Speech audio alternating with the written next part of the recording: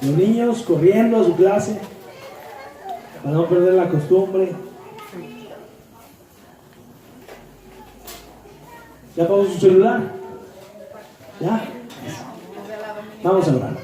Padre, damos gracias esta mañana por tu misericordia, por tus bondades, Señor, porque tú eres fiel y misericordioso, Padre.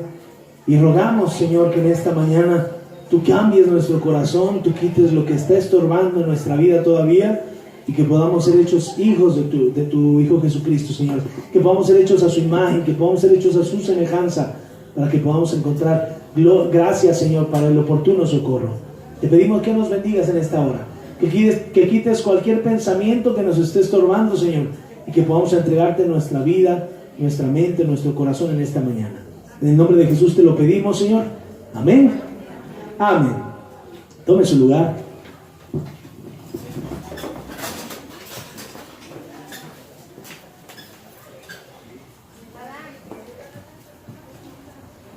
Ay, disculpe, traía mucho eco, parecía vendedor de colchas. ¿No? Nuestro mensaje de esta mañana se llama Por la culpa de Jesús. Por la culpa de Jesús. ¿Cuántas veces usted le ha echado la culpa a Dios de lo que está viviendo? 3, 4, 5 al menos. Yo creo que sí, varias veces le hemos dicho: esto es por tu culpa, Dios, porque no te importa, porque parece que yo soy el único que está interesado en hacer las cosas bien, y tú ni te asomas, y tú ni me pelas. Es más, te odio, Dios. ¿Alguna vez ha llegado a ese punto? Yo creo que sí. A mí ya me dice, me pasó alguna vez. No conocía al Señor todavía, ¿verdad? Tenía misericordia Dios de mí, pero Dios sí me llegaba a aventar alguna vez esa de: te odio porque no metes la mano por mí. Te odio porque estás viendo lo que estoy viviendo y nomás no haces nada. Hemos estado estudiando el capítulo 10 de Hechos el miércoles, y si usted lo acabó de leer, después de que Pedro llegó a la casa de Cornelio, se encuentra, y estuvieron reunidos platicando las dos visiones que tuvieron tanto Pedro como Cornelio. Después de que Pedro los bendijo, después de que Pedro les dijo cómo tenían que hacer para ser salvos, que tenían que creer en Jesús, que tenían que bautizarse, esta situación llegó a oídos de los judíos que estaban en la ciudad de Judá. Para estos hombres, el que Pedro le haya predicado a un judío, a un hombre que no era judío, eso era una grave falta, porque recuerden que los discípulos de Jesús eran judíos. Tal vez no eran grandes practicantes, unos eran pescadores, otros eran cobradores de impuestos, pero al final del día eran puros judíos. Entonces ellos tenían el entendido de que la salvación solo era para judíos, y que los que tenían que ser salvos eran los que tenían la señal del pacto. ¿Usted sabe cuál es la señal del pacto de Dios con el pueblo judío? La circuncisión. Todo hombre que fuera circuncidado podía escuchar el evangelio de Jesucristo. El que no tuviera la circuncisión era imposible. Por eso cuando los hermanos de Pedro en la fe escuchan que él estaba predicándole a gentiles, no, pues bueno, a ver, Pedrito, venga para acá. ¿Qué fue lo que sucedió en ese lugar? Hechos capítulo 11, versículos del 11 al 18, dice la Biblia que Pedro les informó a sus hermanos tal cual pasó en la casa de Cornelio. ¿Cómo pasaron las cosas? ¿De qué modo el Espíritu de Dios posó en este grupo de personas que no eran judíos, que no tenían circuncisión, que eran de otro pueblo, pero que a Dios, por sus pistolas, por su soberanía, por su omnisciencia, por todo lo que Dios es, le dio la gana ponerles el Espíritu Santo a ellos también? Entonces los judíos estaban en shock, porque esto no era posible. Hechos 11 del 11 al 18. Entonces Pedro no tuvo otra alternativa más que obedecer a Dios antes que a los hombres, le gustara a quien le gustara. Lo bueno que Pedro no fue solo. De lo contrario, tal vez los judíos hubieran puesto en duda las palabras del buen Pedro, como a veces suele suceder tanto en la iglesia como afuera. Y dice Hechos 11, versículo 12, que él llevó consigo 6 hermanos para que le apoyaran y todos sirvieran de testigos. Eso no fue casualidad. 6. 6. Llevó consigo 6 hermanos para que le apoyaran y ellos estuvieran de testigos para que si alguien preguntaba por casualidad, Pedro se hiciera de lado y les dijera: hermanos, ¿qué pasó ahí? Pues así como dijo Pedro, así fue como sucedió. Ok, perfecto, no tenemos duda. Entonces, vea qué importante es siempre hacer las cosas, y era algo que hablábamos en la escuela dominical, cómo es bien importante siempre tener a alguien de testigo. ¿Por qué? Porque cuando tú quieres pecar, lo haces en oculto. ¿Para qué te llevas gente? Si lo que vas a ir a hacer es a pecar. Pero como vas a hacer algo que es para honra de Dios, y a veces eso levanta mucha polémica, tú mejor te llevas testigos, para que ellos también digan: eso que está diciendo el hermano es correcto, y si pasó así o pasó asado. Pero debemos siempre tener vigilancia para que no tengamos nada ni que nadie nos pueda avergonzar también con lo que nosotros hemos hecho. Pero algo que me llamó la atención, hermano, es, ustedes saben lo que dicen de Pedro, ¿no? Que Pedro es el que tiene las llaves del cielo, ¿no? Es el porterete del cielo.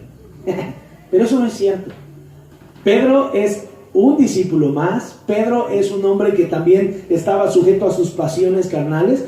Pero me llama la atención cómo hasta el mismo Pedro, que cuando pasaba por la calle con su sombra sanaba a las personas, tuvo que pararse delante de un grupo de hermanos y decirles: pasó así, pasó asá, pasó en este lugar, pasó acá. Todos, eso quiere decir que todos nosotros como creyentes tenemos a alguien superior a nosotros.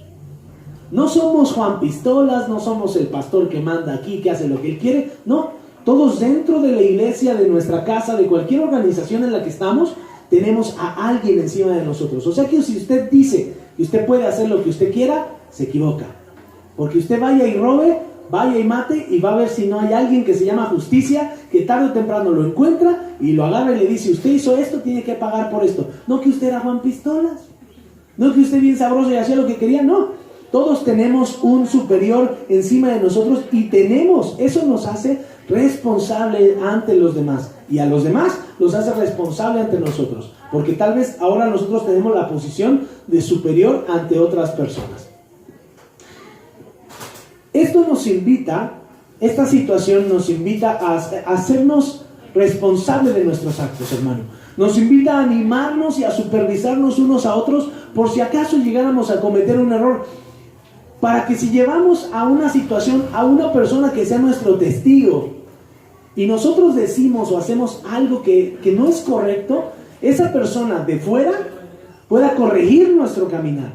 ¿Está de acuerdo? Porque hay veces que hacemos cosas que no nos podemos dar cuenta que están mal, y alguna otro que está junto a nosotros, ya saliendo de esa situación, nos puede decir: ¿sabe qué? Lo que dijiste estuvo incorrecto.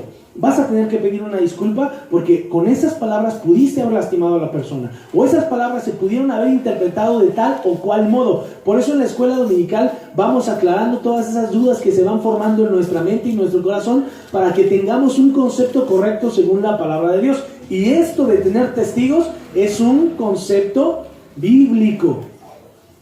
¿Cuántas personas cuentan aquí el dinero? Levanten la mano. De las ofrendas, una por allá, 2 por allá, y Carlita, que está ahí atrás. 3 personas diferentes con la supervisión del pastor. ¿Por qué? Porque son temas delicados dentro de la iglesia. Uno registra los gastos, otro registra los ingresos, otro registra, ve cómo se va desplazando el dinero, y el pastor ve el reporte y dice: ok, ¿en qué se gastó esto? ¿Por qué? Por esto, por esto, por esto y por aquello. ¿Por qué? Porque hay temas que son delicados y que se tienen que cuidar. Y con los mayordomos, los que están encargados de la vida espiritual de la iglesia, también damos seguimiento. ¿Cómo van estas situaciones? ¿Cómo va esto? Entonces, en temas muy específicos tenemos que ser muy cuidadosos. Ahora, algo que no sabían los judíos que estaban en Judea en ese tiempo, es que a Pedro le reclamaban que le había predicado a gentiles. ¿Están de acuerdo? Pero 800 kilómetros a distancia había otro grupo que también estaba predicando. Este grupo, si usted se acuerda, hace unos cuantos domingos vimos que a Esteban había sido apedreado. ¿Usted se acuerda? Apedrearon a Esteban, y a los pies a un lado de esa situación estaba un joven que se llamaba Saulo. Y este Saulo, vimos que hubo un proceso en el que se convirtió, ¿se acuerda? Bueno, pues en ese tiempo, cuando apedrearon a Esteban, dice la palabra de Dios que hubo muchos hermanos que se esparcieron por todas las ciudades porque les dio miedo lo que sucedió. Entonces salieron corriendo para todos lados y se fueron a vivir a las ciudades que estaban alrededor de Judea, donde sucedió esta situación del empalamiento de este Esteban. Entonces, a 800 kilómetros, esas personas que habían salido en esa ocasión habían ido a predicarle la palabra de Dios a otros hombres que estaban viviendo en Antioquía. En esa ciudad había un grupo de judíos, y por un tiempo los que salieron esparcidos por esa situación de Esteban solamente le predicaron a judíos, pero después empezaron a hablarle a los gentiles, porque se dieron cuenta que los gentiles también necesitan de la palabra de Dios. Ese es el informe de Pedro, es más adelante. Entonces, estos hombres, dice Hechos 11 del 19 al 22, comenzaron a hablarle a personas que no eran judías, y entonces volvió a llegar esta información a los judíos que estaban en Judea, los que le habían pedido el informe a Pedro. Vaya, póngale atención, porque si no se va a perder. Llegó también a oídos de los judíos de Judea, y dijeron: vayan a investigar qué está pasando allá, porque otra vez se está levantando una situación que se va a salir de nuestras manos, y las cosas aquí se deben de hacer a nuestro modo, no se deben de hacer al modo que los hermanos quieren. Entonces, a ver, Bernabé, venga para acá, vaya e investígueme qué está sucediendo en esa ciudad. Entonces va Bernabé a ese lugar que dice la Biblia que era un varón bueno y lleno del Espíritu Santo, que es una de las características que los cristianos deben de tener para poder tener un cargo dentro de la iglesia: ser bueno, un varón de buen testimonio y lleno del Espíritu Santo, para que este Bernabé fuera y diera testimonio de la situación que estaba pasando, o corrigiera. ¿Saben qué? Aquí no, esto está mal, esto está equivocado, no se debe de hacer así. Dentro de la iglesia hay ciertos modos que se deben de guardar, ¿no? Leyendo esto, yo me preguntaba, como personas de fe, ¿tendremos que dudar de las cosas que pasan en las personas o en las iglesias? Porque aquí estaban dudando, ¿está de acuerdo? Aquí estaban diciendo: vaya Bernabé, ve y ve si lo que está pasando allá en Antioquía realmente es de Dios. Y si están equivocados, me los corriges y les reprendes, y que paren esa obra, porque no van a poder seguir haciéndolo. ¿Tendremos que dudar de lo que sucede en las iglesias o en las personas, de sus conversiones? ¿O tenemos que asegurarnos de que se haga lo correcto, de que vayan por el buen camino? ¿Qué dice la palabra de Dios sobre esta situación? ¿Cómo se debe de abordar? ¿Cómo como creyentes debemos de enfrentar esas situaciones? Ahora, no siendo la parte que duda, sino siendo la parte de la que están dudando. Porque hay dos lados, ¿no? Alguien duda de mí, ¿y yo qué hago con esa situación? Abra la Biblia en 1 de Pedro 4 y vamos a leer del versículo 12 al 19. ¿Cómo enfrentar el tiempo de la duda? Por eso el mensaje se llama así: por la culpa de Jesús. Por la culpa de Jesús. 1 de Pedro 4, del 12 al 19. Y póngase de pie, por favor. Ahora me castigaron sin agua, ¿verdad? Por pastor gacho. Vamos a leer. Amados, no os sorprendáis del fuego de prueba que ha sobrevenido, como si alguna cosa extraña os aconteciese.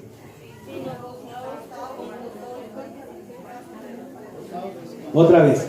Amados, no se sorprendan del fuego de prueba que les ha sobrevenido, como si alguna cosa extraña les aconteciese. Sino gozaos por cuanto sois participantes de los padecimientos de Cristo, para que también en la revelación de su gloria os gocéis con gran alegría. Si sois vituperados por el nombre de Cristo, son bienaventurados, porque el glorioso Espíritu de Dios reposa sobre vosotros. Ciertamente, de parte de ellos Él es blasfemado, pero por vosotros Él es glorificado. Así que ninguno de vosotros padezca como homicida, o ladrón, o malhechor, o por entremeterse en lo ajeno. Pero si alguno padece como cristiano, no se avergüence, sino glorifique a Dios por ello. Porque es tiempo de que el juicio comience por la casa de Dios. Y si el primero comienza por vosotros, ¿cuál será el fin de aquellos que no obedecen al Evangelio de Dios? Y si el justo con dificultad se salva, ¿en dónde aparecerá el impío y el pecador? ¿Todos? De modo que los que padecen según la voluntad de Dios, encomienden sus almas al fiel Creador y hagan el bien. Amén. Tome su lugar. Vea cómo dice la palabra. Esta historia de Pedro nos enseña que las persecuciones en nuestra vida, las situaciones de presión, de problema, única y exclusivamente son por la culpa de Jesús. Todo lo que usted vive es por culpa de Jesús. ¿Y qué es lo único que usted ha hecho? Seguirlo. ¿Qué es lo único que usted ha hecho? Compartir la palabra de Jesús. Así como nos ordenó, así hemos aprendido a amar al prójimo. Así hemos empezado a buscar el bien de las personas. Hemos empezado a ser personas que sirven al prójimo, que dan todas sus fuerzas, que ponen todos sus dones al servicio de la iglesia, que leemos la palabra, que oramos, que invertimos todo en el reino, nuestras fuerzas, nuestra familia, y aún así las pruebas no se alejan de nosotros. Todo es por culpa de Jesús. ¿Usted cree que esto es justo? ¿Usted cree que es justo que pasemos por esto?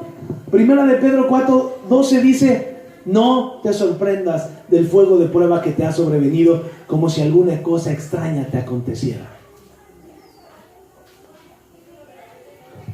¿Qué dijo? El pastor ya me dio la buena. Gracias. ¿Qué dijo? El pastor ya me está dando la razón. Yo sufro porque soy creyente. No, usted sufre porque decidió seguir a Jesucristo. Y este es parte del precio de seguir a Jesucristo.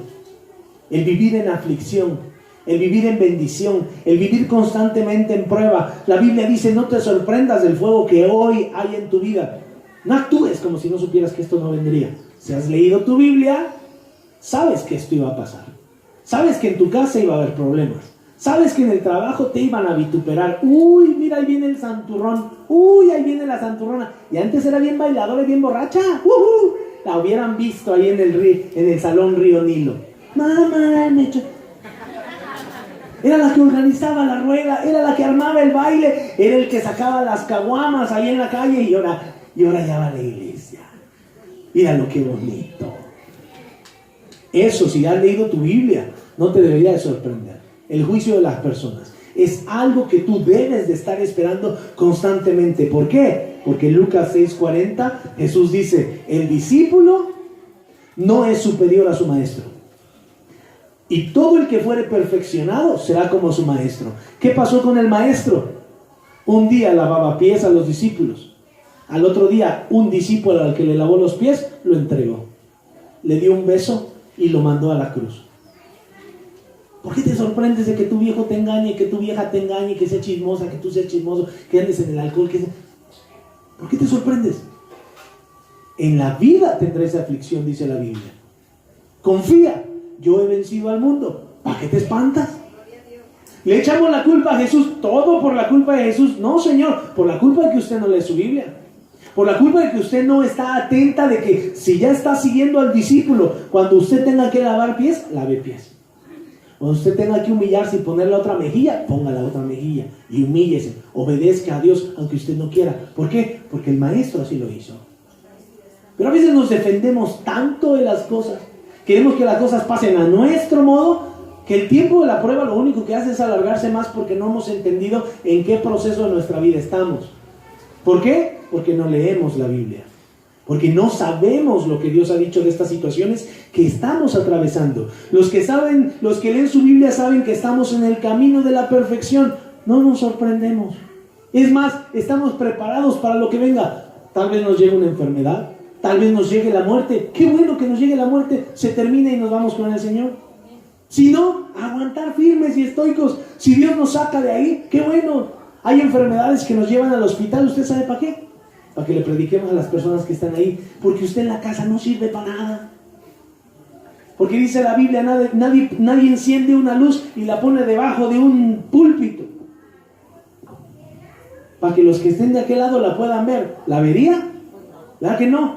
¿Cuántos cristianos no se esconden debajo de las iglesias? ¿Cuántos cristianos no se meten solamente como ratones de templo a orar todo el día? ¿Cuándo le predican a sus hijos? Con el ejemplo. Cuando le enseñan a los vecinos lo que usted ha creído. No, la luz está escondidita debajo de la cama, debajo de la mesa. No, dice el Señor: nadie prende una luz para esconderla. La luz tiene que estar arriba para que todos los que entren la vean y que todos sepan cómo se vive una vida cristiana. Siempre sí, con luchas, pero con mucha bendición. Siempre sí, con luchas, pero siempre bendecidos. ¿Por qué?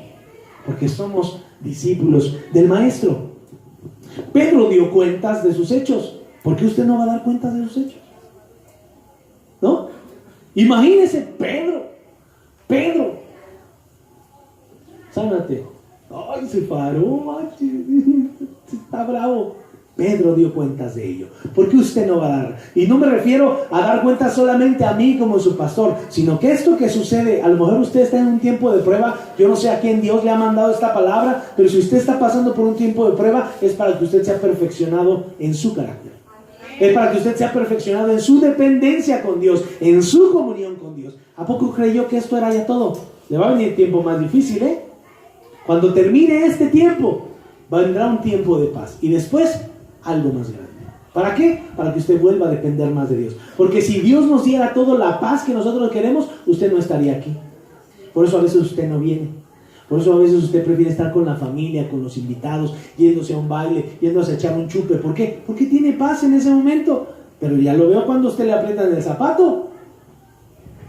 Pastor, ora por mí. No, brother, ore usted por usted. Yo oro todos los días por la iglesia, por los que creen, por los que luchan, por los que buscan su santidad. Entonces, trabajar para el Señor, hermano, tiene un precio. La perfección se alcanza a través de la prueba. Usted ya lo ha leído en su Biblia. La perfección se alcanza a través de la prueba. ¿Cuándo? Cuando nosotros vayamos con el Señor. Porque nunca acabaremos de ser perfeccionados en este mundo. Porque seguimos viviendo en la carne. La escuela dominical decíamos, yo sigo reaccionando con mi carne. Gracias a Dios porque estás vivo. Pero te das cuenta de lo que está pasando contigo y puedes corregir ese camino y no volverlo a repetir. ¿Para qué sirven estos tiempos de fuego, como dice, fuego de prueba, como dice Pedro? Para que usted sea un mejor esposo. Para que sea un mejor padre, para que sea un mejor hermano, para que sea un mejor discípulo. Por eso somos probados, para ser más como el Maestro. ¿Ya lo cachetearon? ¿Ya le dijeron algunas mentiras por su fe? ¿Ya lo juzgaron? ¿Ya lo aporrearon? ¿Ya lo crucificaron como a Jesús? Tal vez todavía no. O tal vez ya está ahí subiéndose a la cruz. Pero eso es el justo costo para seguir a nuestro Señor Jesucristo. Y cuántas cosas más no pasó Jesús. Dice, si se escribieran todas las cosas que hizo Jesucristo, no habría libros que alcanzaran para escribirlo. O sea que todavía le faltan cosas que ni siquiera usted se imagina. ¿Por qué tirar la toalla? Más bien aprendamos a esperar en Dios, como dice el salmista. Aún buscando hacer lo bueno y estando en tiempos de paz, siempre tenemos que estar atentos a lo que está sucediendo a nuestro alrededor, hermano. ¿Qué pasa con el rey David cuando escribe el Salmo 31:10, que le decía a Dios, mi vida se va desgastando de dolor, Señor? Mis años se gastan de suspirar, mis fuerzas se me acaban a causa de mi pecado y mis huesos se han consumido. ¿Cuál era la causa del dolor de David? Su pecado. ¿Cuál es la causa del dolor de muchas familias, de muchos hombres? Su pecado, que no lo han declarado a Dios. ¿Qué pasó con David? ¿Qué dijo? Mis huesos están cansados, mi alma ya no soporta esta situación. Devuélveme el gozo de mi salvación. ¿Por qué? Por andar de calenturiento con la otra. Por no haber salido a la guerra cuando tenía que haber salido. ¿Cómo le va a usted cuando no lee su Biblia? ¿Cómo le va a usted cuando no viene a la iglesia? ¿Cómo le va a usted cuando no sirve a Dios? Ahí después ya regresa corriendo.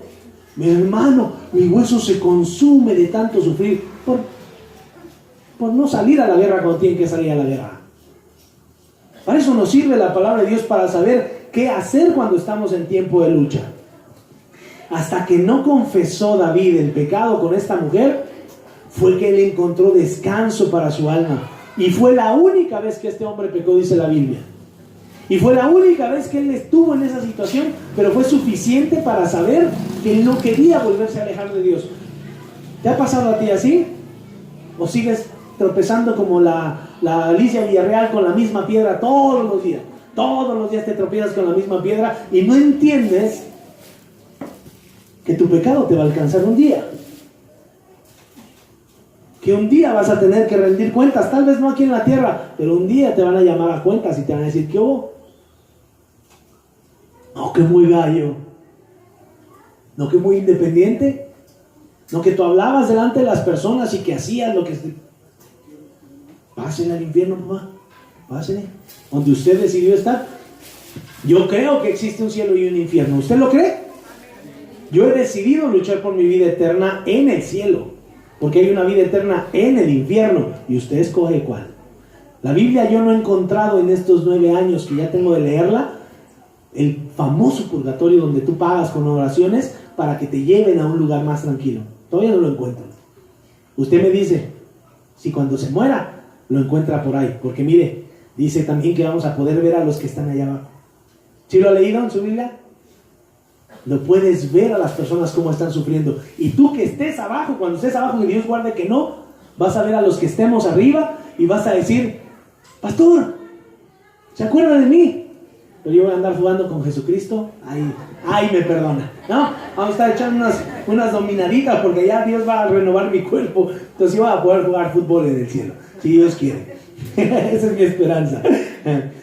Vea cómo 1 de Pedro 4:13, esta situación en la que Pedro estaba metido no le quitó el gozo, porque a veces cuando nos llaman a cuentas, en el trabajo, en la casa, en la familia, en donde quiera que sea, a veces dices, ay, a mí que me tienen que andar pidiendo cuentas, y te amargas. Pero Pedro lo que dice, gózate por cuanto eres participante de los padecimientos de Cristo. Gózate, gózate si estás en el tiempo de prueba, para que también en la prueba te goces, y también en la revelación de su gloria te goces con gran alegría. Porque si somos participantes de lo malo, ¿no seremos participantes de lo bueno? Claro que sí.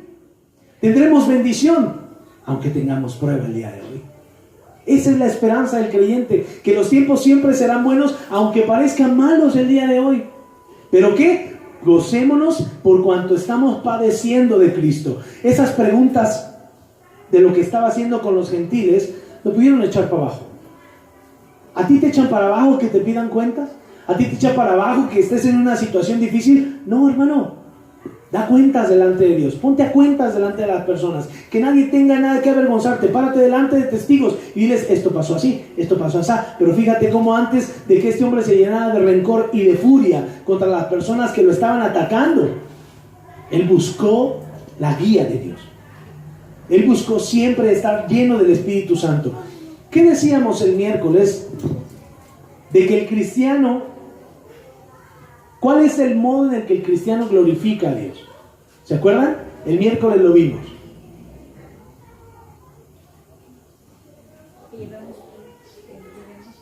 Que diéramos fruto, ¿no? Gracias, mi Gaby. Me iba a quedar callado hasta que me contestaran. Muchas gracias, Gaby. El modo en el que el creyente, fíjese más, el modo en el que el cristiano da evidencia de que realmente es cristiano, no es que usted esté aquí sentado, ¿eh? Aquí puede haber un borracho, un drogadicto, un violador, lo que quiera, perdiendo su tiempo. El motivo o la característica del creyente es que da fruto, y eso glorifica a Dios. ¿Y cómo un cristiano da fruto? Primero en él, en su casa: amor, gozo, paz, paciencia, benignidad, bondad, fe, mansedumbre y templanza, ¿no? Ese es el fruto del creyente. Pero glorificamos a Dios dando fruto también en la salvación que compartimos con las demás personas. Pregunta: ¿cuántas veces en este año usted ha glorificado a Dios compartiendo la palabra a otras personas? ¿Está dando fruto? ¿En eso glorifica usted a Dios? La Biblia habla de muchos frutos. Yo identifiqué 9 frutos. 9 frutos que aparecen en la Biblia, de los cuales usted un día va a levantar.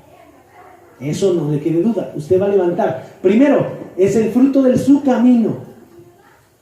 Como usted ande, usted va a levantar un día una cosecha. El fruto de su boca es el segundo. Lo que hable, levantará. El fruto de las obras, lo que usted haga, levantará. El fruto de sus manos. ¿Dónde está poniendo esas manos, mi hermano? Usted va a levantar. El fruto de la soberbia. La Biblia dice, esa no desaparece, esa aparecen juntas. El fruto de la soberbia dice que antes de la caída viene la soberbia. Si alguien es soberbio en este lugar, no se preocupe. Después de eso viene la caída. Viene una humillación. Porque yo lo digo, no. La Biblia así dice. Antes de la caída es la soberbia. Y después, el fruto de los pensamientos. No me dejará mentir. Cuando usted está, medite y medite y medite en una cosa, después usted saca un fruto. Y ese pensamiento se convierte en un hecho. Y ese hecho usted lo sufre. Después viene el fruto de la mentira. Ese es muy claro, ¿no? Si usted ha mentido en contra de algo o de alguien, usted ha tenido un fruto. Ese es el fruto al que se está refiriendo la palabra de Dios. Pero también hay frutos de justicia y frutos de arrepentimiento. Cuando usted hace justicia con las personas, ¿qué es la justicia? Tratar correctamente a las personas, tener una relación correcta con las personas. Cuando usted ayuda desinteresadamente a alguien, por suerte, como dice mi Ricky, le va bien. ¿Por qué? Porque usted recibe fruto de su justicia. Y cuando usted da frutos de arrepentimiento, la palabra de Dios es vida en usted. ¿Por qué? Porque está cambiando su modo de pensar, su modo de caminar, su modo de hablar, su modo de actuar, el modo en que usa sus manos. Ya no es soberbio, ya se humilla. Ahora sus pensamientos son para glorificar a Dios. Ahora su palabra solamente es verdad, y su modo ahora ya solo es actuar y arrepentirse. Y eso se convierte en un ciclo constante, porque el cristiano en esto es en lo que es perfeccionado, no en decir groserías, no en ser cada vez más fregón para hacer negocios, no en ser cada vez más importante delante de las personas. No. El creyente da frutos de justicia y de arrepentimiento, y en eso es perfeccionado el hombre. ¿De qué sirve que usted diga mentiras si después va a ser humillado? ¿De qué sirve? De nada. La Biblia dice que hay una ley de la siembra y de la cosecha, y que lo que el hombre siembre, eso es lo que va a levantar. Pedro respaldó su trabajo con 6 hermanos, como se lo dije al principio. ¿Usted cree que le afectó lo que dijeron los de Judea? No. Tengo quien me respalde. Pero antes de esos 6, a mí me respalda Dios. Porque yo fui con temor de Dios a hacer estas cosas. Porque yo fui con temor, con temblor, y no me moví, sino que hasta el Espíritu Santo mandó 3 hombres que me confirmaron lo que yo tenía que hacer. Y entonces salí con esos 3 y con otros 6. ¿Para qué? Para hacer las cosas que Dios me había mandado a hacer. Entonces, hermano, yo te quiero preguntar, ¿quieres tener el respaldo de Dios en lo que estás haciendo? Sea lo que sea que estés haciendo. Cualquiera de estos frutos que tú estés dando, ¿crees tener el respaldo de Dios en esto? ¿No será necesario que analices un poco lo que estás levantando de tus frutos? Porque un día seremos llamados a cuenta como Pedro. Recuerda el principio del mensaje. Primera de Pedro 4:14, la Biblia dice: si sois vituperados, si eres vituperado, si eres injuriado, si eres calumniado por el nombre de Cristo, eres feliz. Eso significa bienaventurado. Vas a ser feliz. ¿Por qué? Porque estás haciendo las cosas correctas. ¿Se acuerdan de los hombres que agarraron y les metieron sus chanclizas porque andaban predicando la palabra de Dios? Se entristecieron. No, hombre, andaban cantando dentro de la cárcel: alabaré. ¡Uy! Me duele el lomo. Alabaré. Espérate, la pata. Alabaré a mi Señor. Híjole, nos hubieran dado más duro. ¿Por qué? Eso valió la pena.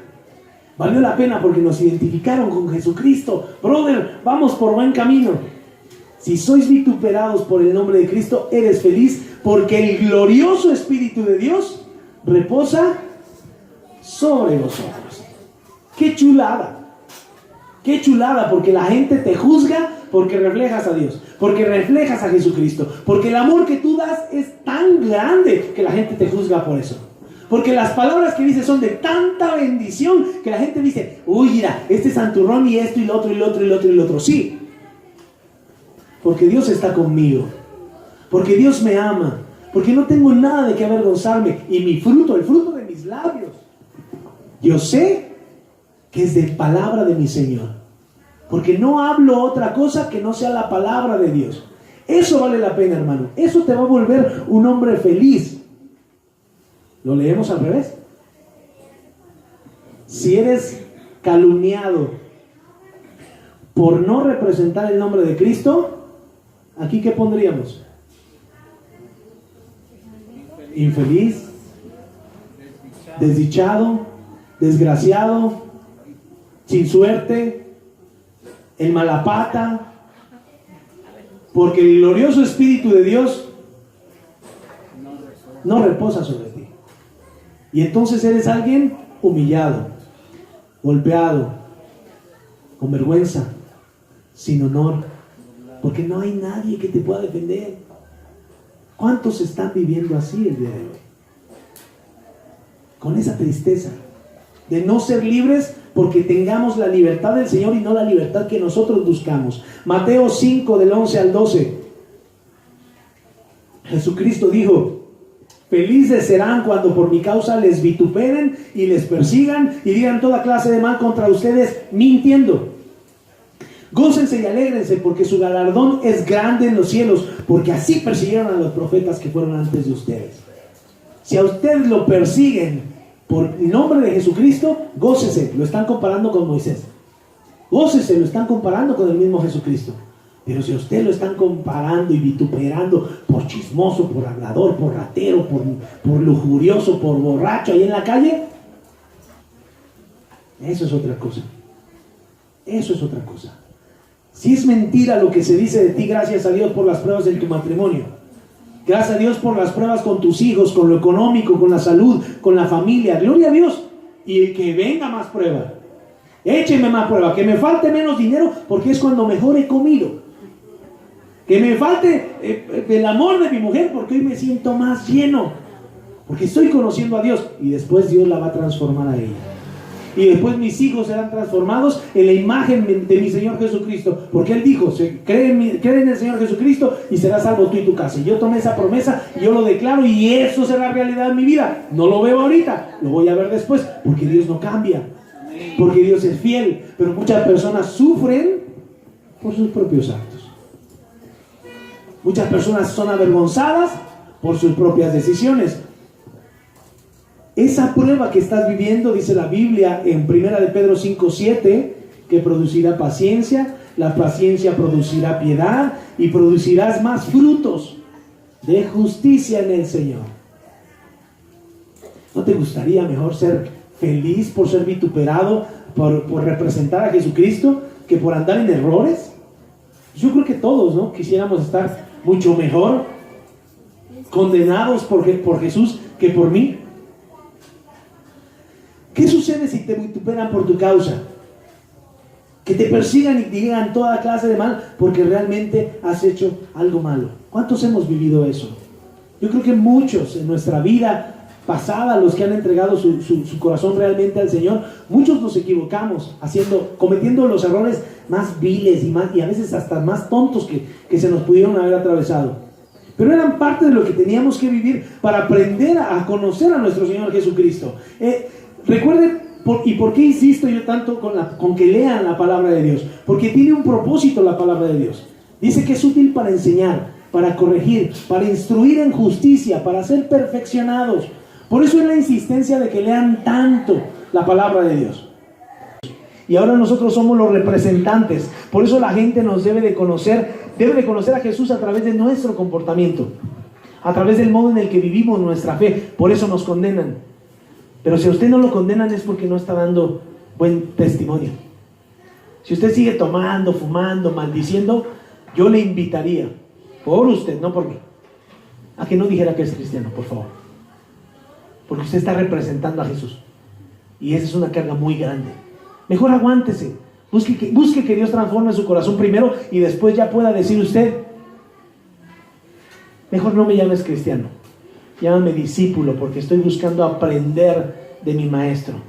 Estoy buscando saber cómo vivir la vida como Él la vivió, y quiero vivir glorificando a Dios. ¿Y cómo voy a glorificar a Dios? Dando mucho fruto, como dice Juan 15, versículo 8.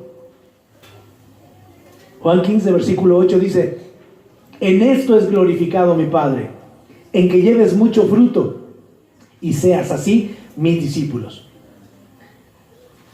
¿Cuál es la prueba del creyente? El fruto. El fruto.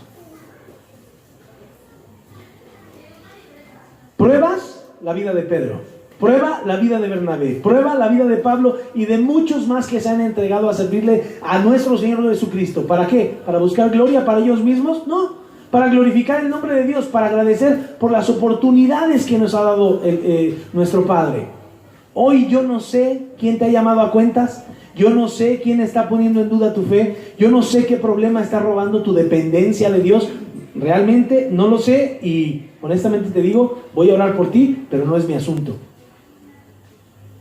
Eso es tu asunto con Dios. Cada uno somos responsables porque seguramente esa situación que estás viviendo, o es por representar muy bien al Señor, o es porque te estás equivocando de camino. Y esa obviamente no es mi responsabilidad. Mi responsabilidad es compartirte la palabra de Dios y hacerte responsable por tus actos delante de Dios. Porque así como tú eres responsable por tus actos, yo también soy responsable por los míos. Si yo no comparto esta palabra como debe de ser, me vuelvo culpable por no avisarte que eso dice la palabra de Dios. Ahora te corresponde a ti lo tuyo. Esta es la mitad, este es el 50% del sermón. Cuando es compartido, ahora te toca a ti hacerlo, llevarlo a cabo, tomar la decisión de si le servirás a Él o le servirás al mundo antes que cualquier cosa. Ve quién te está injuriando, hermano. Ve quién te está difamando, y si es que eso es cierto, acepta tu responsabilidad. Toma tu parte. Levanta la cara. O de lo contrario, pídele el respaldo a Dios. Espera en medio de la prueba. Aguanta firme y estoico, porque Él dice que bienaventurado aquel que es vituperado por el nombre de Dios, porque difícilmente el justo se salva. Nosotros que conocemos, ¿qué pasará con nuestra alma? Porque ya conocemos la palabra de Dios. Mientras, no dejes de servirle. Estés sirviendo o no estés siendo vituperado por Dios o no por Dios. No dejes de servirle. No dejes de buscar ser más como Jesús, para que, si acaso Dios tiene misericordia de ti, te ayude a salir de ese problema y ahora sí la gente pueda ver en ti el reflejo de Jesús. Y todo esto es culpa de Jesús. Todo esto es culpa de Jesús. ¿Sí o no? Última pregunta. ¿Tu vida refleja a Jesús o lo avergüenzas? ¿Qué fruto le vas a entregar? Todos vamos a morir. ¿Y qué fruto le vas a entregar? Esa es tu respuesta. ¿Oramos? Póngase de pie, vamos a orar.